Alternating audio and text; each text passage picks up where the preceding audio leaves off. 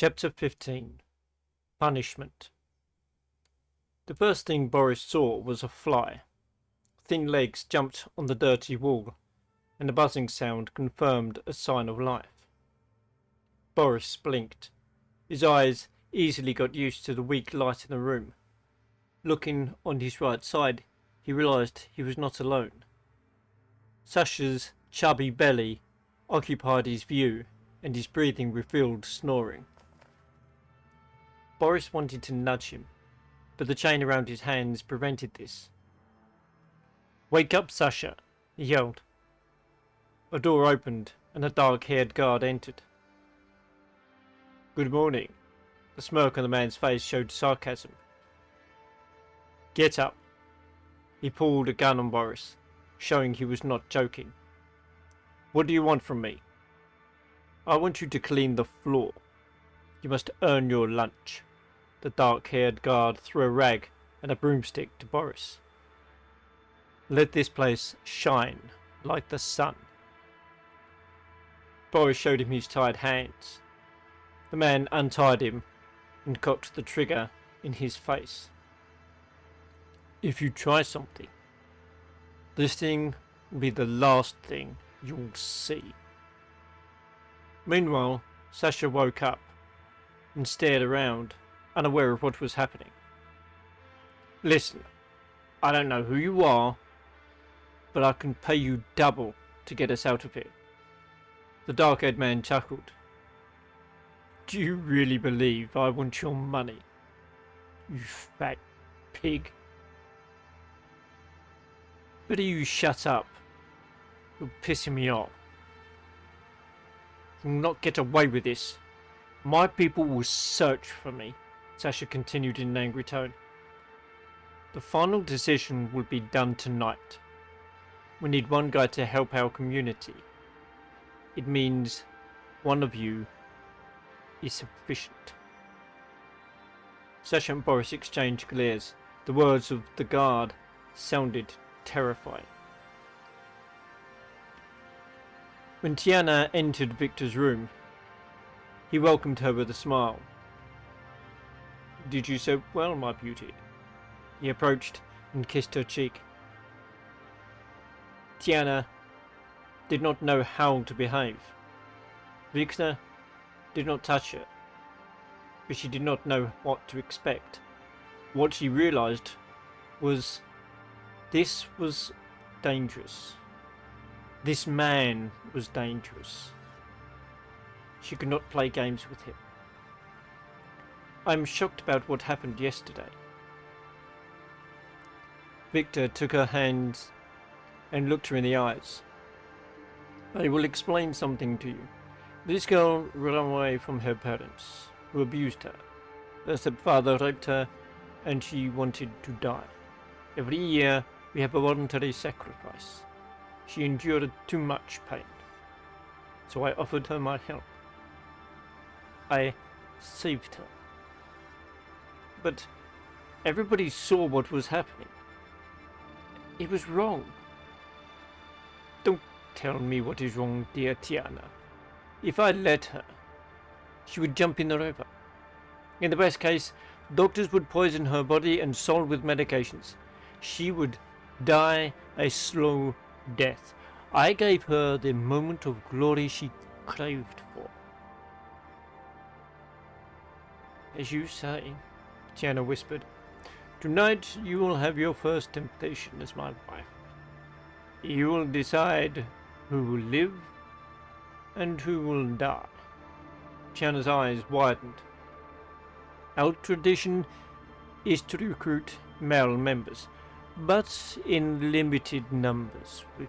We have 2 candidates, and you will decide which one is the right one." "How can I judge this?" Tiana bit her nail nervously.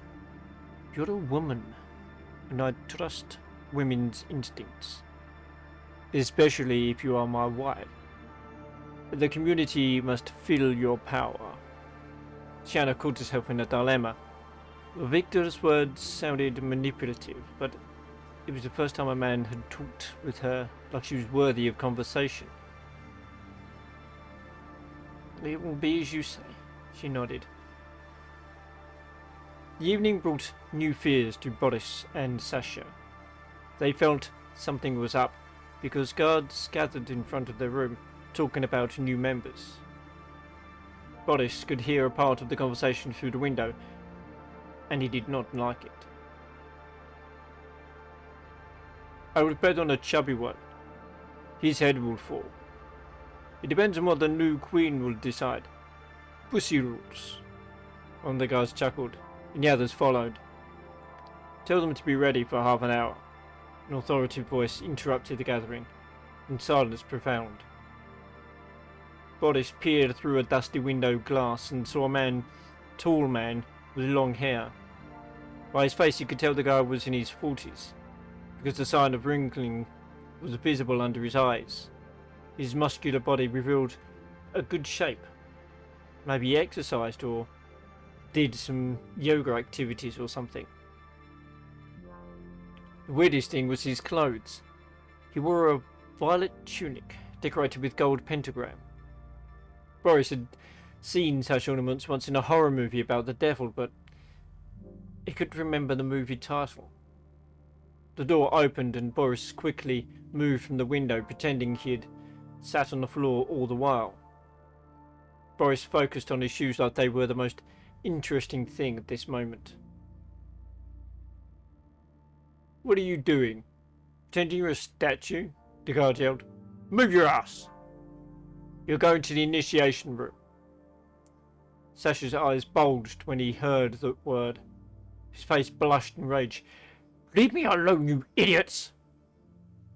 All press will write about you, and I guarantee you will end up in jail for life. The guard gave them a mocking smile and pushed him outside. After half an hour, Boris didn't see a space in front of him. He had a blindfold on, and voices around him reminded him he was not alone.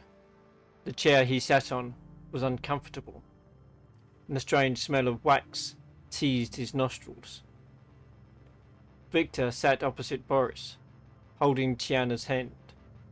She trembled, realizing something bad would happen. But don't worry, darling. Tonight you'll learn how to be strong. Here is your task. We brought new men for initiation to our membership. One of them will feel your mercy. Tiana watched two opened coffins by her feet. Chills covered her backbone. Then she heard a familiar voice. Go to hell, you bastards!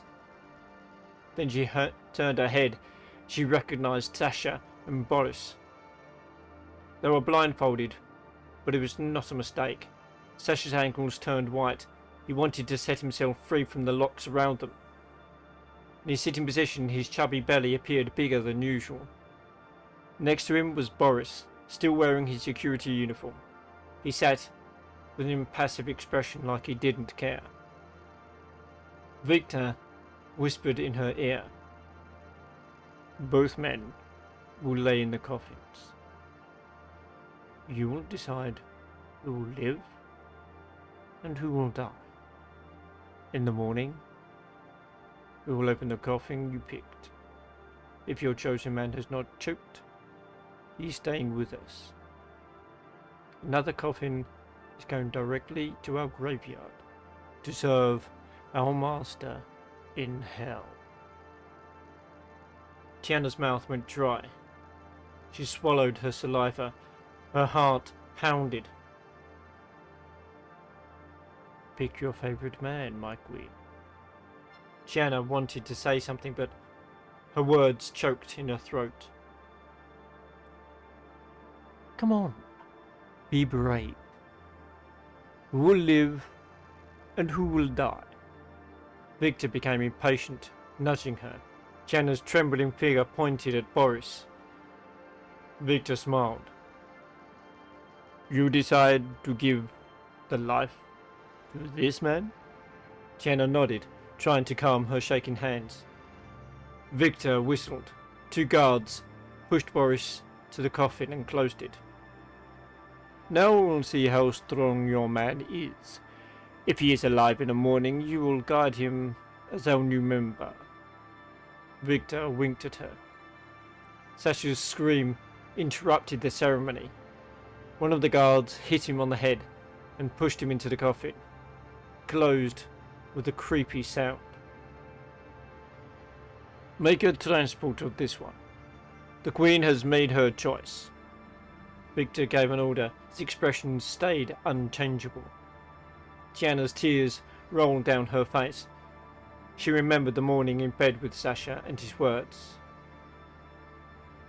I know I'm not a handsome man, but you love my money.